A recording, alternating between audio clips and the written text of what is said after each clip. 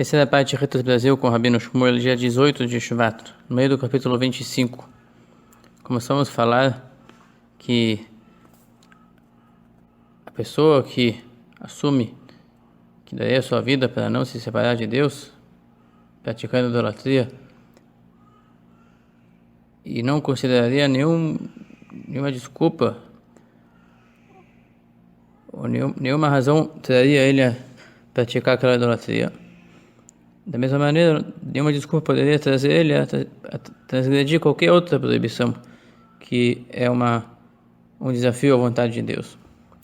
A parte de hoje vai começar a falar do outro lado da moeda, que também as mitzvot ativas, práticas, vai e faça tal mitzvah, ele fará com todo esforço e empenho. Então, também quando Deus lhe ordena, vai e faça o bem, ele irá juntar suas forças como um leão, com esforço, com coragem, com dedicação, contra o instinto, que quando chega uma mitzvah ativa, positiva, que tem que fazer, o instinto faz pesar o corpo, traz uma inércia na pessoa, aplica nele uma preguiça, faz manifestar nele o fato de sermos compostos também do elemento terra, que traz depressão e tristeza e preguiça.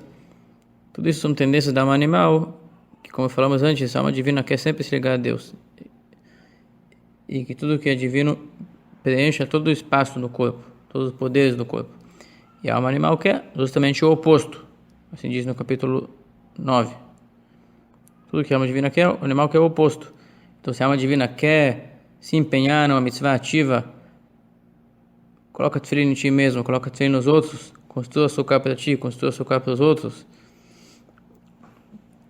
estude Torá com esforço e repita de cor, mais do que do seu costume, etc, etc. A alma animal traz uma preguiça, uma inércia, uma falta de empolgação, falta de interesse. Para impedir que o corpo se esforce e seja ágil a servir a Deus com todo tipo de esforço. E o serviço de Deus ideal inclui esforço grande e trabalho, que nem o trabalho de ocupar-se no estudo de Torá, se esforçando e se concentrando nas profundezas da lei, se esforçando a pronunciar tudo com a boca de voz alta, que a boca não para de pronunciar a palavra de estudo. Sobre isso falaram, sabes que a pessoa deve se tornar em relação ao estudo de Torá como estudo de Torá tão esforçado quanto um touro que puxa um arado, tão esforçado quanto um burrico que carrega cargas pesadas. Quer dizer, a pessoa deve procurar incluir quanto mais energia de si na mitzvah.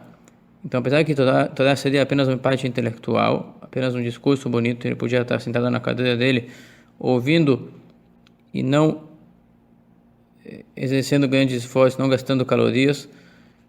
O serviço a Deus em Torá não é dessa maneira.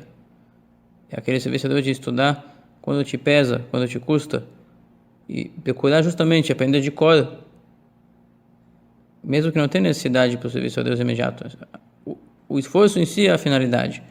Fazer o serviço a Deus com esforço, para que mais energias estejam envolvidas nesse momento abençoado de valorização da criatura por Deus. Da mesma maneira, reza com intenção, com esforço da concentração, com esforço de falar as palavras pausado, alto, claro, é um esforço muito grande. E quem reza todo dia sabe que a natureza da pessoa traz ele rezar rápido, sempre as mesmas palavras, então ficam sem clareza e sem capricho. E os pensamentos nem se fala. Se for seguir a alma animal, ela vai sempre inserir na reza todo tipo de pensamento alheio e não deixar a pessoa perceber diante de quem que ele está falando aquela reza. Com esforço a gente controla. Da mesma maneira, o serviço a Deus em questões financeiras, por exemplo, o serviço a Deus dando tzedakah, e demais serviços a Deus como esses, são as batalhas do instinto e seus macetes e truques, que busca esfriar a empolgação da alma divina, busca desincentivá-lo, para que não invista, para não deixar de ter seu dinheiro, para não deixar de ter a sua sensação de saúde física, o seu descanso físico, e ficar na zona de conforto financeiro, zona de conforto corporal, superar esse instinto e controlá-lo e conquistá-lo, e fazer o oposto, está muito próximo à pessoa. Logo que vai meditar, que esse esforço aqui de rezar com concentração, de voz alta, pausado, estudar a Torá, se aprofundando, decorando, pronunciando, por mais que seja um esforço que controle a preguiça, a inércia e o interesse em outros assuntos do que não são a reza, é muito menos do que o sofrimento da morte. Que Deus nos proteja. E ele, como todo bom judeu, admite que assumiria uma sofrida morte para não deixar de ser um judeu, para não se desligar de ser parte, de ser uma extensão de um Deus que é único, mesmo que seja somente da boca para fora se corromper a idolatria, para um momento, e depois chegar e se arrepender, ou depois de chegar e mostrar que não era o que não era a sua crença verdadeira. Não é isso.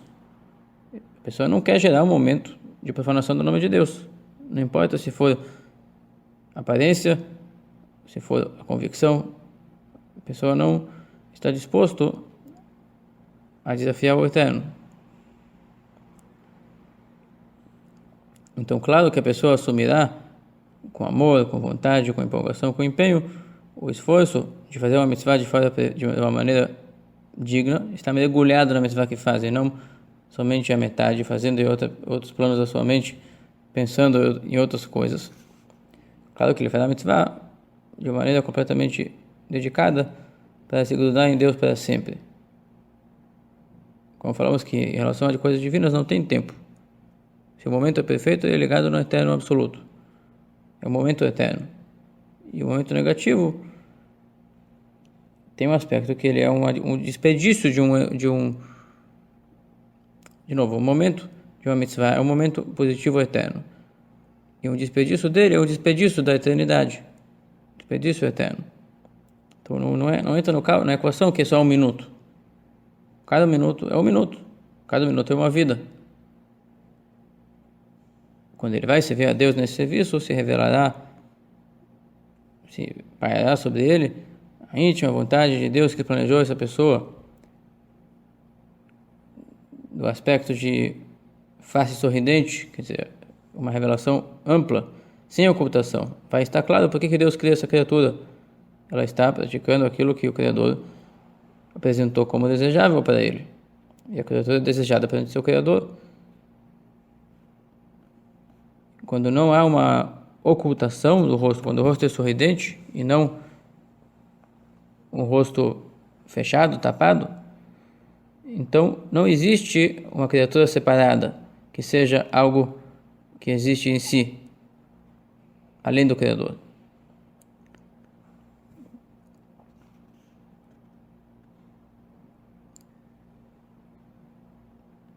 Só na percepção da criatura, que não é consciente, mas poucos graus de alma adiante, já se vê a grande diferença. Que naquele momento, ele é parte do todo. Ele é uma extensão do Criador e não é algo separado. Tanto é que ele não admite as ofertas de fazer de si algo separado. Nós podemos fazer de si algo, somos algo parte de Deus, temos a opção de se tornar algo separado. Mas nós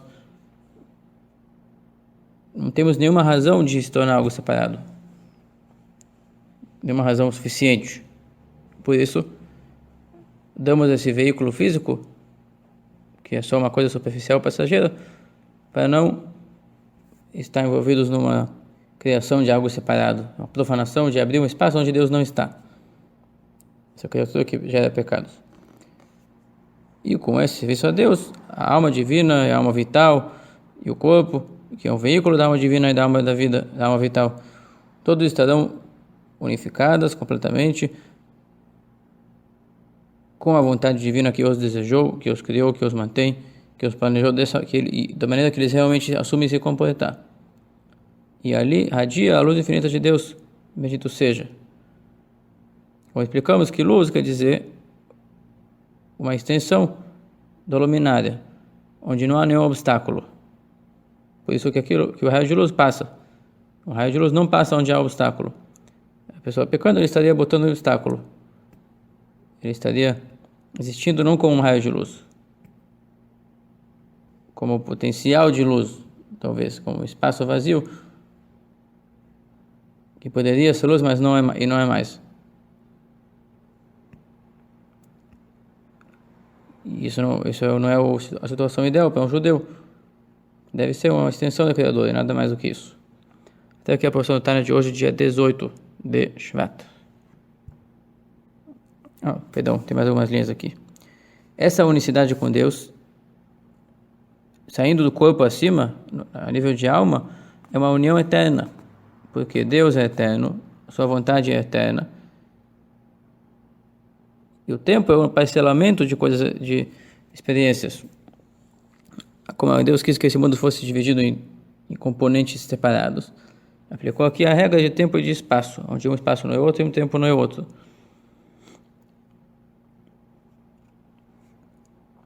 Mas isso são sensações de criatura.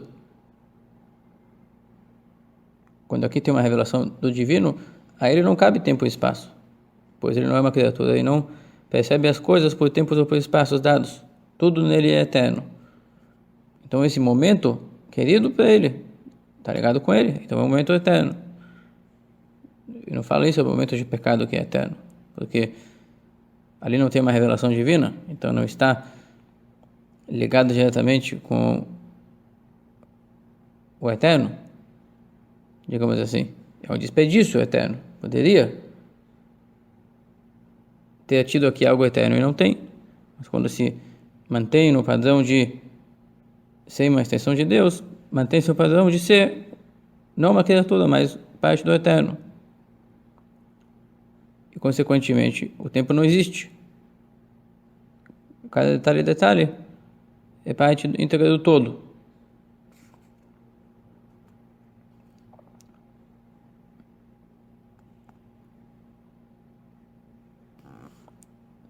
Da mesma maneira, quando Deus manifesta sua vontade com palavras entregues em linguagem humana, que é a Torá, não importa, a vontade de Deus é uma vontade eterna e absoluta, sobre a qual está escrita a palavra do nosso Deus, será realizada para sempre. Suas palavras vivem e existem, ele não substituirá e não trocará a sua lei jamais. Porque sobre ele não vigora tempo e mudanças sobre ele. Maimônides explica isso longamente no Sefer Hamadá, que é um livro importantíssimo de se obter, que em Deus não cabe nenhuma mutação, porque não é feito de um corpo, e todas as mutações que nós experimentamos são experiências de corpo, que vive uma coisa por vez.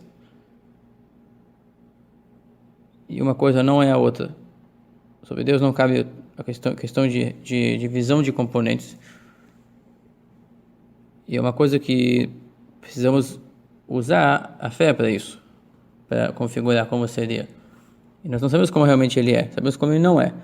Ele não é como nós criaturas, que somos compostos de tempos e de espaços, de componentes diferentes, que passam feitos por um conjunto de componentes, que cada um não é o outro. E cada um pode até tende a existir sozinho, tende a se sobrepor. E esse conjunto vive viajando pelos tempos e pelos espaços, que são experiências aplicadas à consciência, são experiências aplicadas à consciência do ser, que se entende por componentes, alguns materiais, alguns emocionais, alguns intelectuais, mas o ser é consciente. E o que ele conhece? As experiências que lhe são permitidas conhecer, experiências que dependem de tempo e de espaço. Uma coisa que não tem hora para acontecer, uma coisa que não tem local para acontecer, ela não acontece, na matéria não existe. Em Deus não é assim. Nada precisa de tempo e de espaço, porque tudo é unificado, como explicamos antes, que em Deus, capítulo 20, tem a questão do poder de Deus, poder de criar. O poder das coisas ser de diversas maneiras.